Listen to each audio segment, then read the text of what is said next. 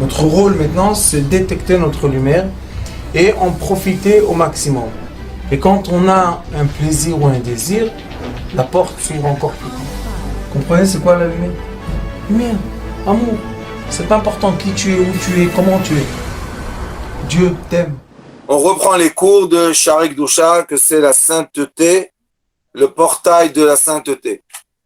Et aujourd'hui, on va traiter un sujet qui peut être compliqué, mais à la fois qui peut être très très simple. C'est une question d'acceptation. Le sujet est, Rabbi Chaim Vital explique que Akadosh Baruch Hu a soufflé une vitalité qui a la forme de nos membres et de nos tendons. Et cette vitalité qui a été soufflée est rentrée dans le corps. Et le corps a habillé cette vitalité. Et c'est comme ça que nous avons la possibilité d'avoir des actions avec notre physique. Et il dit après que la preuve que la vitalité éternelle et le corps est quelque chose de temporaire, c'est parce que quand l'âme ou bien la vitalité quitte le corps, malgré que nous avons des yeux et des oreilles et une bouche, notre fonctionnement s'est arrêté et maintenant on a dégradation du fonctionnement et autodestruction de ce corps physique. La question qui se pose est-ce que le corps physique est une partie de la continuation éternelle de la lumière, ou bien notre corps physique et notre âme éternelle sont deux choses séparées qui vont se rejoindre dans ce monde dans lequel on vit. Cette question est une question fondamentale. Pourquoi? Parce que si la conclusion de cette compréhension est que le divin est séparé du physique, donc on doit se comporter d'une certaine façon, on va en parler.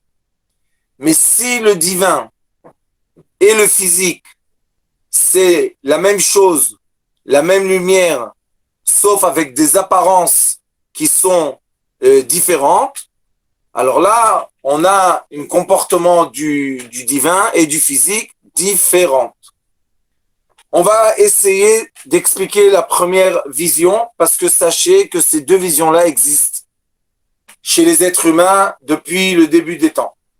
Si je dis que mon corps physique n'est pas attaché de façon constante à mon âme, ça veut dire, si je dis que mon corps physique n'est pas une partie de cette continuation éternelle de mon âme, et je dis que l'éternel, la lumière éternelle de l'âme, qui est une partie de la lumière éternelle du divin, si elle est séparée du récipient qui la contient, alors, dans ce cas-là, je peux me permettre de ne pas être connecté. Ça veut dire que je peux avoir un choix entre la connexion au divin qui m'oblige à certaines choses, ou bien l'ignorance du divin qui m'oblige aussi à d'autres choses.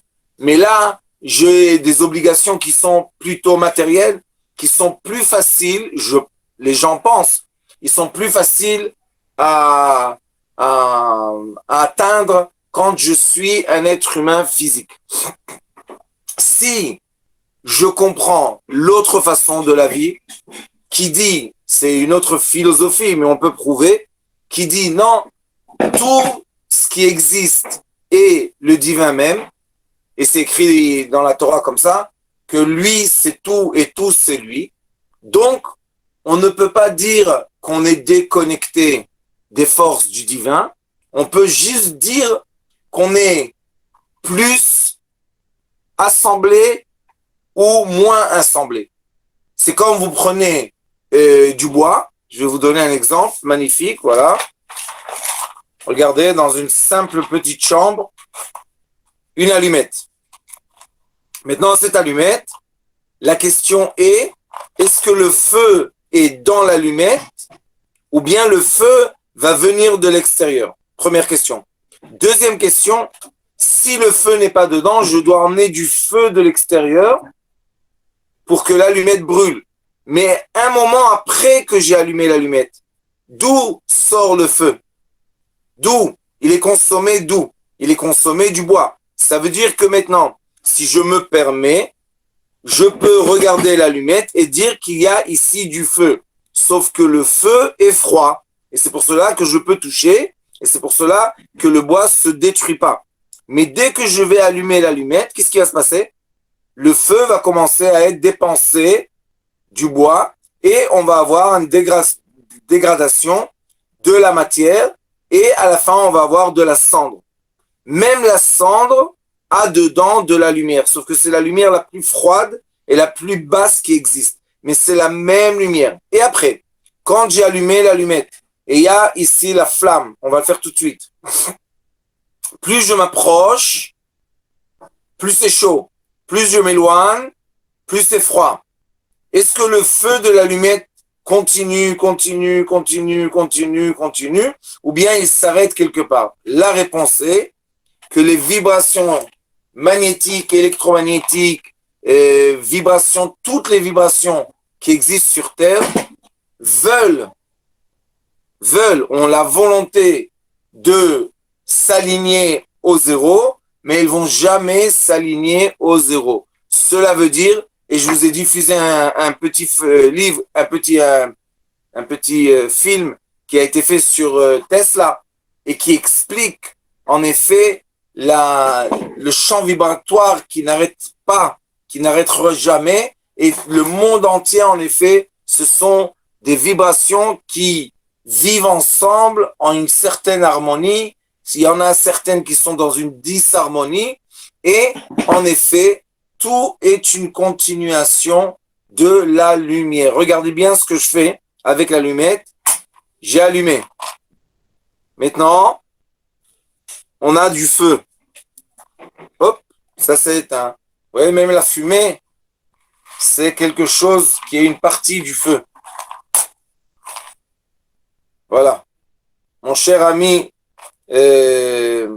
Baranès a beaucoup d'expérience derrière moi avec des flammes. Vous voyez la flamme? Regardez autour de la flamme, ça se voit bien avec le téléphone. Il y a encore une flamme. Vous voyez, il y a une certaine lumière autour de la flamme. Cette flamme-là, maintenant, elle chauffe. Vous voyez, ça chauffe. Et ça fait un reflet de lumière sur ma main. Donc, cette flamme-là est éternelle. Cette lumière est éternelle. La question est, est-ce que la lumière est éternelle seulement quand je la vois en chaleur, ou bien elle est éternelle même quand elle est froide? C'est ça la grande question qu'il y a. C'est une question que la science a traitée pendant beaucoup d'années. Et il y a deux réponses. Les réponses se divisent d'après le regard des machines ou des êtres humains sur la matière. Plus je vais avoir des machines électroniques qui sont sensibles au champ électromagnétique, comme par exemple, je vais filmer la réalité, mais avec une caméra thermique, je vais voir que toute la réalité est sous forme de vibration de chaleur. Si je vais observer la réalité à travers un appareil ultrasonique très sensible, je vais voir sur l'écran que la réalité est des vibrations de son. Lionel, je t'ai envoyé le film sur Tesla. Si tu peux leur diffuser à tout le monde, Je te remercie. Madame Bérénice, elle a eu diffusé ça. C'est très important parce que ça nous permet de comprendre que, en effet, toute la réalité est une longue vibration qui est la même, sauf qu'elle se dévoile, pas parce qu'elle est différente, parce que ceux qui la vivent, ce sont ceux-là qui la limitent. Et maintenant, notre question est, qui limite la vision éternelle et qui permet la vision éternelle? Il y a un voile que nous avons, chacun de nous, et heureusement qu'on a ce voile, parce que si on aurait vu, par exemple, on nous aurait ouvert les yeux et on aurait vu, comme les gens qui prennent des drogues qui sont extasiques, qui sont excitantes, ils voient plus l'arbre, la terre, l'être humain, tout le monde devient une seule onde de couleurs magnifique qui n'arrête pas de bouger. C'est pour cela qu'ils dansent dans la façon qu'ils dansent et qu'ils parlent de la façon qu'ils parlent, parce que, en effet, ces gens-là, leur cerveau a eu un produit chimique qui a accéléré la vitesse de la façon du cerveau de voir les choses. Et en effet, maintenant, ils voient vraiment la réalité à travers ces vitesses-là, que ce sont comme des couleurs de l'arc-en-ciel qui sont mélangées, ce sont des ondes. Il y a des gens qui, après qu'ils ont pris l'ecstasy, ils ont essayé de nous montrer ce qu'ils voient à travers des appareils. Et en effet, toutes les couleurs se mélangent et tout devient des couleurs de l'arc-en-ciel. Et en vrai, on ressent même pas l'obstacle physique de la matière. C'est-à-dire qu'on a le sentiment qu'on va prendre notre main, elle va passer à travers l'arbre et elle va revenir. C'est très, très intéressant. Et Albert Einstein, qui est un grand physicien, lui, au début de son étude de la physique, il était très fort dans Newton. Newton parle seulement du concret. Et un jour, un ami à lui qui était dans le laboratoire de la biologie l'a appelé. Il a dit, viens, je veux te montrer un phénomène bizarre. Bon, il est venu, curieux. Il lui a montré une rose. Et il lui a posé la question, est-ce que la rose, tu l'entends parler, tu la vois bouger? Il lui a dit, mais de quoi tu parles? C'est des bêtises, les roses ne bougent pas, les roses ne parlent pas. Il a dit, ok. Il lui a donné un timbre, ça s'appelle un timbre d'ecstasy. Il a mis ça dans la langue. Après quelques minutes ou secondes, je ne sais pas, son cerveau a commencé à être en excitation. Et là, il témoigne qu'il a vu la rose bouger et parler. Il l'a vu dans ses yeux, dans son cerveau. Il a eu la chance de voir une autre dimension de la réalité. Ça veut dire qu'il a fait un pas en avant. Et après qu'il a eu ça, il a commencé à développer ce qu'on appelle la théorie de la relativité. Et qu'est-ce que veut dire la théorie de la relativité? Cela veut dire que, en effet, les éléments de tout l'univers sont tels qu'ils sont parce qu'on les met dans une certaine position. Mais si on bouge la position des éléments, on va les voir d'une autre façon. C'est très très simple, je vous ai expliqué ça. Maintenant, moi, je suis là dans la nature, dans Portugal. Et maintenant, chez moi, il y a de la lumière. Le soleil, Baruch Hashem rayonne. Mais si je prends, parce que je suis en relativité du soleil, un certain angle et une certaine distance. Si je prends l'avion et je me déplace en arrière, ça veut dire que je vais aller dans l'ouest du monde, je vais rencontrer à un certain moment, je vais voir qu'il y a de l'obscurité. Donc on voit que les éléments, d'après le positionnement dans lequel je suis dans l'espace-temps, n'oubliez jamais l'espace et le temps, d'après l'espace-temps dans lequel je suis, je vis, je ressens, je vois. Alors il a compris aussi que intérieurement, dans ma conscience, je suis capable, comme mon cerveau avec un timbre, d'ecstasy est capable d'aller plus vite, ou bien avec une drogue, il peut se ralentir. Ce qui se passe en effet autour de moi a une autre image, mais n'a pas d'autre image. C'est ça le conflit qu'il y a chez les gens.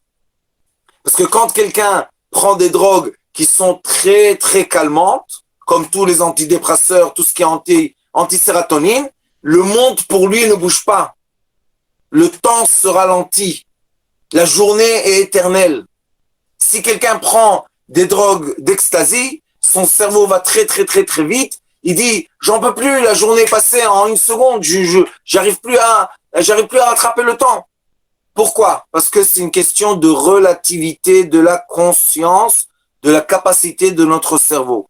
On va retourner dans la question qui pose Rabbi Chaim Vital, et il dit, V'achar yetzirat haguf, et après qu'il y a eu ce corps physique, nafach bo nefesh chaya, il y a eu un souffle de vitalité vivante qui est composé, qui inclut, Kloula inclut tous les 248 membres vital, divins, et tous les 365 tendons qui vont permettre à ce vent, c'est pas du vent, c'est en vrai, c'est de la lumière, et en hébreu, lumière c'est avir, en hébreu c'est deux mots, la lumière et yud. Le yud c'est l'atome et la lumière c'est ce qu'il y a dans l'atome. Ça veut dire que ça va, c'est exactement l'explication profonde qu'on parle quand on parle de la lumière, de la thérapie lumière, parce que on arrive à visualiser à travers la conscience et beaucoup dizaines d'années d'études, on arrive à visualiser qu'en effet l'être humain, la seule chose qui le fait vivre, c'est un souffle de vie. Sans le souffle de vie, l'être humain est mort. Ce qu'on appelle mort. Mais qu'est-ce qu'il va faire? Il va arrêter un certain mouvement et il va commencer un autre mouvement d'autodestruction. Mais n'oubliez pas que quand l'être humain a été conçu, il y a eu aussi un certain mouvement de battement de vie entre le liquide masculin et le liquide féminin. Et dès le premier battement, dès la première division de la cellule en deux, déjà là-bas, il y a un mouvement. Et le mouvement s'appelle la vie. Donc, est-ce qu'on est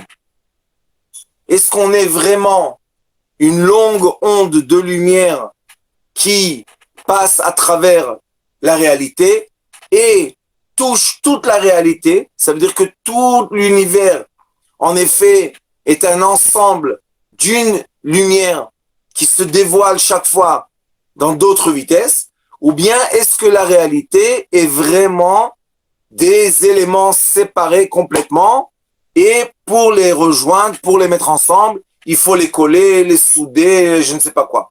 C'est ça la grande question.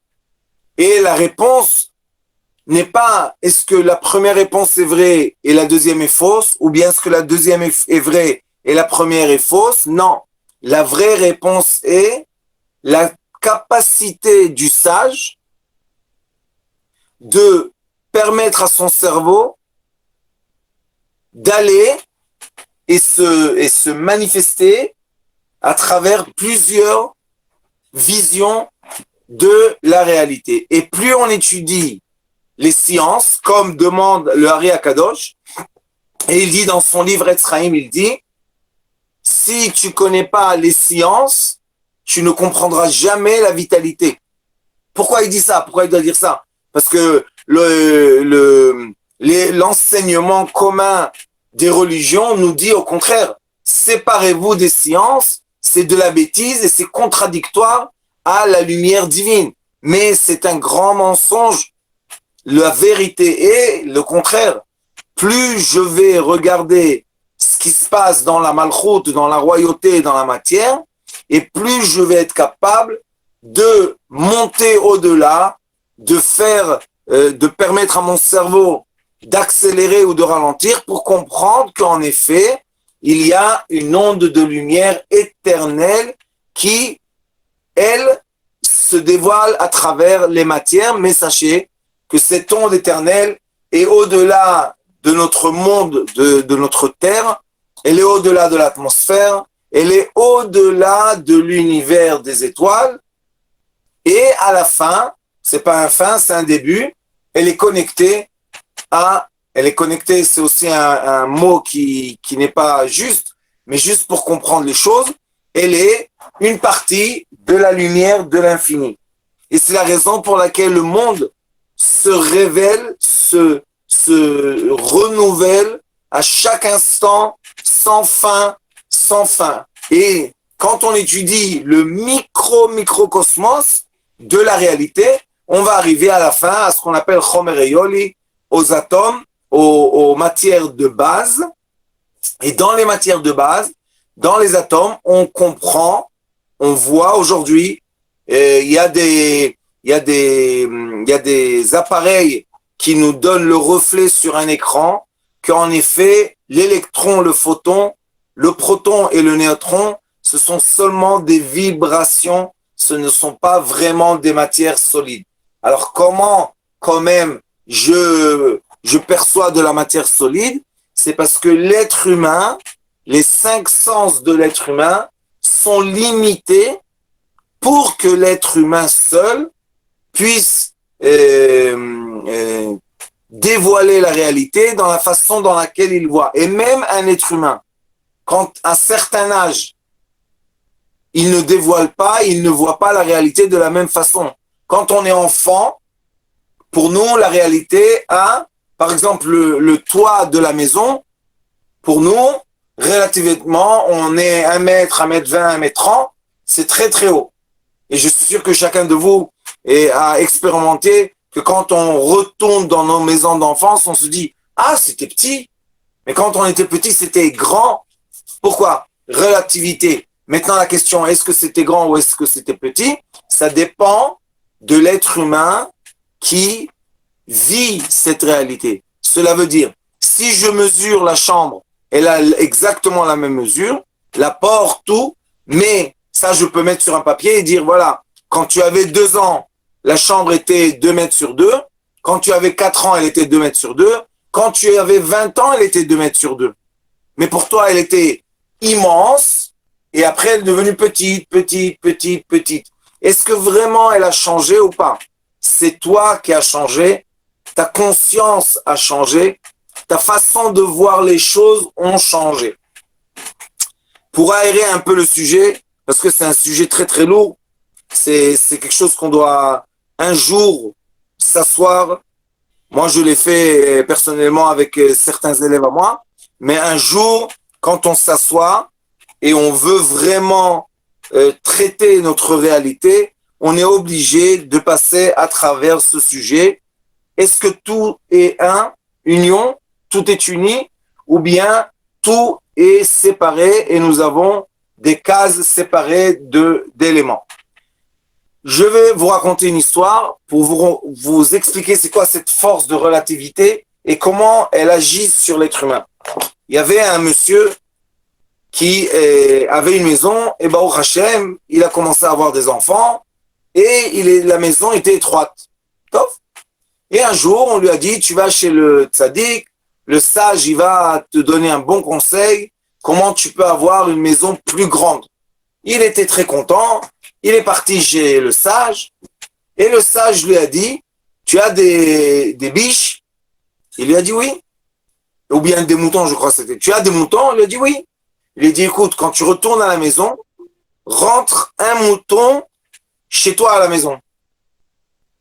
Il a dit, ah bon? Il a dit, ça va t'agrandir ta maison. Top, le monsieur, qu'est-ce qu'il a fait? Il est parti dans le troupeau, il a pris un mouton, et il a fait rentrer chez lui à la maison, vivre avec tout le monde. Sa femme, elle s'est plaint, les enfants, vous savez, ça fait ça salit, ça fait des odeurs. Bon, après une semaine, il n'en pouvait plus. Il n'en pouvait plus, ça l'a étouffé. Il est reparti chez le sage, et il lui a dit, mais Rav, c'est tout petit, c'est devenu encore plus petit. Il a dit, ah bon? Ça n'a pas marché? Il lui a dit non. Il a dit, très bien, t'as encore un mouton? Il a dit oui. Il lui a dit, fais rentrer un autre mouton. Et comme ça, pendant 2-3 mois, la famille vivait avec 4-5 moutons dans leur maison. Vous imaginez un peu si c'est une petite maison. Et un jour, ça y est, il est venu à plat, il n'en pouvait plus. Le sage lui a dit, tu sais, j'ai maintenant pour toi un conseil miraculeux. Ah bon, quoi? Il lui a dit, fais sortir les moutons de la maison. C'est pas possible. Oui, j'ai le droit. Oui, retourne chez toi, sors les moutons de la maison et nettoie la maison. Top, il est retourné chez lui, heureux, content. Il a dit à sa femme, oh, enfin, le Rav, il a dit qu'on peut faire sortir les moutons et nettoyer la maison. Et Baruch Hashem, elle était contente, les enfants étaient contents. Quelle grande maison on a. Oh, combien d'espace on a. Il est retourné chez le rabbin. Il lui a dit, rabbin, quel bon conseil tu nous as donné. Maintenant, tout le monde est content. La maison est grande. Merci beaucoup, la maison est grande. Vous comprenez que le rabbin a compris que le monsieur ne peut pas acheter une nouvelle maison, une grande maison. Mais qu'est-ce qu'il peut faire? Le rabbin était tellement sage que il a fait changer la personne de la perception de la maison dans laquelle il vit. Quand la maison est encombrée, on a le sentiment que tout est serré. Mais dès qu'on désencombre la maison, on la libère, tout s'ouvre. Et lui, quand tout s'est ouvert, il a eu la sensation que la maison a grandi. Mais la maison n'a jamais changé de taille. Donc, nous aussi, plus on étudie, plus on développe notre conscience et plus on voit et plus on ressent la réalité d'une autre façon. Vous savez qu'il y a beaucoup de gens que quand ils sont jeunes, Baruch Hashem, ils veulent aller voir le monde, des grandes maisons, des voitures, des nouvelles. Ils veulent tout le temps manger la réalité. Et à un certain âge, quand on rentre dans la sagesse et on est assis dans notre conscience, on voit qu'à la fin, l'être humain se contente quand sa sagesse est libérée. Elle est vraiment dans la liberté de la réflexion, elle est dans la liberté de véhiculer à travers la réalité. Sachez que l'être humain consomme beaucoup moins de matière et il veut être dans le minimum possible pour que son cerveau se dépense pas, que l'espace-temps du cerveau ne soit pas dépensé sur la matière et sur tout ce qui existe autour de lui. Il veut permettre à l'espace-temps de son cerveau de véhiculer à travers l'espace-temps de la conscience. Et quand on véhicule à travers l'espace-temps de la conscience, on a évolué notre présence, notre existence éternelle. Ça ne veut pas dire que les gens matériels ne sont pas connectés à l'éternité. Au contraire, les gens qui touchent la matière, qui travaillent, qui ont de l'argent, qui ont des biens, eux, ils vivent la même longueur d'onde. Ils vivent la même lumière éternelle, sauf que eux, ils l'aperçoivent dans une certaine vibration. Mais d'autres vont l'apercevoir dans une autre vibration. Et c'est pour ça que les sages nous disent, dans la Torah, que celui qui est infus dans la matière et celui qui est dans le spirituel sont en effet une personne. Ce ne sont pas deux personnes séparées, ce sont la même personne. Pourquoi? C'est la même longueur d'onde d'une âme qui va se dévoiler une fois chez quelqu'un de très spirituel, un maître spirituel par exemple, et elle va continuer à véhiculer à travers lui, et elle va se dévoiler chez ses élèves ou bien chez les gens qui le suivent. Mais c'est la même longueur d'âme. Et quand on comprend ça, il n'y a plus d'orgueil, il n'y a plus de méchanceté, il n'y a plus de haine, il n'y a plus de jalousie. Au contraire, quand je vois quelqu'un qui réussit, je suis content Pourquoi? Parce que c'est notre lumière qui réussit. Il faut être content quand on voit quelqu'un qui réussit. Il ne faut pas être jaloux, il ne faut pas parler du mal, il ne faut pas dire des mauvaises choses. Au contraire, il faut dire, oh voilà, sa lumière, la lumière divine se dévoile, voilà, à travers de la matière. Et chacun de nous sait très très bien que quand on est jeune, quand on pense à l'argent, ça nous a l'air d'être impossible. Quand on est des enfants de parents, on se dit, mais comment ils font pour nous nourrir à tous? Comment je vais faire moi? Et quand on grandit, qu'on veuille ou pas, on rentre dans un cheminement qu'à la fin, nous aussi, on trouve notre place dans le monde de travail, de gagner de l'argent, de gagner notre vie. Comment on a fait? Où était cette place avant que nous, on se dévoile? Elle n'existait pas. Elle existe maintenant parce que j'existe. Ma lumière englobe l'éternité et la fin de la lumière qui n'est jamais la fin. Pourquoi? Parce que la lumière rebondit. Il n'y a jamais de fin. La lumière arrive à une certaine concrétisation et de cette concrétisation, elle rebondit vers l'éternel. Il y a tout le temps, comme on dit d'après le Ari Akadosh, Or Yachar, la lumière directe, qu'on ne voit pas invisible, le Kelim, Miut Aorot Gilui Kelim, il dit que quand les lumières se refroidissent, on a un dévoilement de matière, et de la matière, on a le reflet de la lumière qui va revéhiculer vers l'infini. Beaucoup d'élèves à moi savent que quand j'ai enseigné une certaine période, et on a parlé beaucoup des changements technologiques, j'ai dit, et maintenant je vous le redis à vous aussi, comme ça il y a un témoignage, je leur ai dit, tout le monde est très impressionné avec ce téléphone. Pourquoi? Parce qu'il nous permet de visualiser, d'entendre beaucoup de choses. Mais ce téléphone n'est pas encore capable de nous concrétiser des lumières. Mais sachez qu'à mon avis, dans les laboratoires qui ont développé ou bien qui développent le téléphone ou bien les téléphones plus intelligents, comme ils ont réussi à créer des appareils de photo qui nous donnent l'apparence de photographier en 3D, on est très très proche du jour que vous allez dire stylo et hop, un stylo va apparaître là. Vous allez prendre le stylo, vous allez écrire, vous allez dire disparaît, hop, le stylo va disparaître. Vous allez vouloir de l'eau, vous allez dire j'ai soif, une bouteille d'eau. J'ai plus soif, elle va disparaître.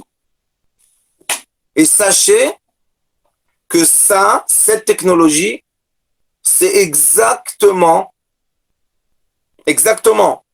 le comportement et le dévoilement des lumières de l'éternité à la matière et de la matière à l'éternité. C'est exactement la même chose. Sauf que ça est artificiel et ça est naturel. C'est la seule chose. Et pourquoi on va arriver à ce degré de visualisation d'un côté artificiel et d'un côté compréhension de la nature?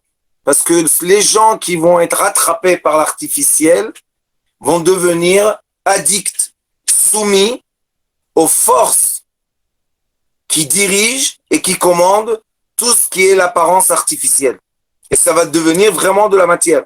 Ils sont en train de faire la crypto-monnaie. Les gens utilisent depuis Corona, 50% des gens utilisent leur porte-monnaie électronique.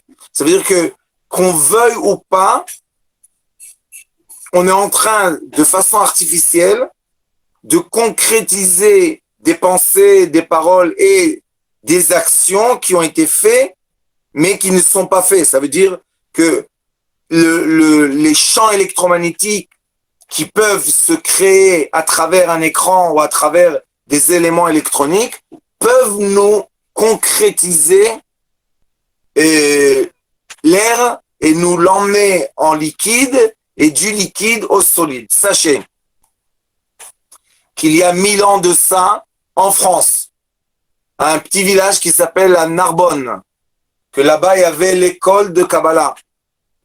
Dans cette période-là, il y avait un sage qui s'appelait Rabbi Avraham ben David qui a écrit le commentaire sur le livre de Yetzira. Ça s'appelle Ra'avad al Sefer Yetzira. Et lui, là-bas, il veut prouver, là-bas, c'est un livre, le Sefer Yetzira, c'est un livre qui explique de façon très, très, très, très profonde la continuité de la lumière. Quand on étudie ce livre en séparation de conscience, on n'arrive pas vraiment à comprendre. Mais quand on accepte la continuité de la lumière, c'est un livre magnifique, extraordinaire. La 4e année, on enseigne à l'école les 32 cheminements de cette sagesse qui est vraiment, vraiment des prises de conscience très, très, très importantes pour que l'être humain puisse vivre tout ce qu'il y a autour de lui de façon plus large. Je ne vais pas dire correct parce que c'est pas le bon mot d'utiliser, mais qu'on puisse vraiment vivre la réalité et non pas, malheureusement, vivre des réalités. C'est encore des réalités, mais elles sont très étroites. Donc là-bas, il dit, faites un essai, prenez un bocal de verre transparent, fermez-le complètement, que rien ne puisse rentrer, et mettez-le sur le balcon, qui est arrosé de lumière. Il dit, la nuit, quand vous allez venir voir votre bocal qui était vide, vous allez voir dedans de l'eau. Il a dit, comment l'eau est rentrée, puisque c'était fermé complètement. Alors, ceux qui ont étudié un peu la science vont vous dire, oui, c'est normal, parce que c'est le refroidissement de la chaleur sur le verre, et ça crée que l'air qui était chauffé par les rayons de soleil qui étaient dans ce bocal s'est refroidi sur la paroi du bocal. Donc, nous avons de l'humidité. Vous avez raison, mais qui était la cause pour laquelle on a eu ces changements de température? C'était la lumière. Il dit maintenant, vous allez attendre une semaine, vous allez avoir suffisamment de liquide dans le bocal, et puis après, il va y avoir un troisième phénomène physique, que la chaleur du soleil va vaporiser dans le bocal l'humidité. Et là, on va avoir un peu de, c'est pas du sable, c'est du calcaire. On va avoir un peu de calcaire sur le bord du bocal. Et il pose une question. D'où est venu le calcaire? Comment il a pénétré ce bocal tant que le bocal était complètement fermé? Et là-bas, il donne la preuve où il explique la continuation de la lumière, que cette lumière-là a réchauffé l'air qui s'est refroidi sur le verre, qui est devenu de l'humidité, qui s'est, cette humidité et s'est chauffée dans le bocal, elle s'est vaporisée et le calcaire est resté sur la paroi du bocal. Donc il dit, l'air, l'humidité et le calcaire, ils sont tous descendants de la lumière. Et ça, c'est une des preuves classiques pour montrer qu'en effet, tout est une longue onde de continuation et rien n'est vraiment séparé. La seule chose qui sépare les éléments, c'est la conscience de l'être humain. J'espère que les choses étaient claires. Je pense que c'est un sujet à traiter de façon un peu plus profonde, mais au moins, quand on rentre dans les études profondes, on est obligé de comprendre qu'on doit, on va dire, régler la conscience à l'acceptation de l'union. Et le Zohar HaKadosh dit que la Géoula que tout le monde attend, que c'est la délivrance que tout le monde attend, est aussi un phénomène qui va être global, mondial, mais ça débute dans l'être humain personnel. Et comment l'être humain personnel peut rentrer dans cette perception? C'est quand il comprend, comme on a fait aujourd'hui, j'espère un peu, que tout est une union. Ça s'appelle Ardout. Et quand on dit tout est echad, tout est uni, alors notre vie change. Est-ce que la vie a changé? Non. La perception a changé. Et là, on peut rentrer dans le bonheur, dans la joie, dans la gratitude. On n'a peur de rien. Si quelqu'un, on lui a donné de l'argent, si l'argent doit venir, il vient. S'il vient pas, si on n'a pas donné, et on va le perdre. Il faut arrêter de se contracter aux séparations. Il faut s'ouvrir à la continuité infinie. Je vous remercie beaucoup pour ce cours.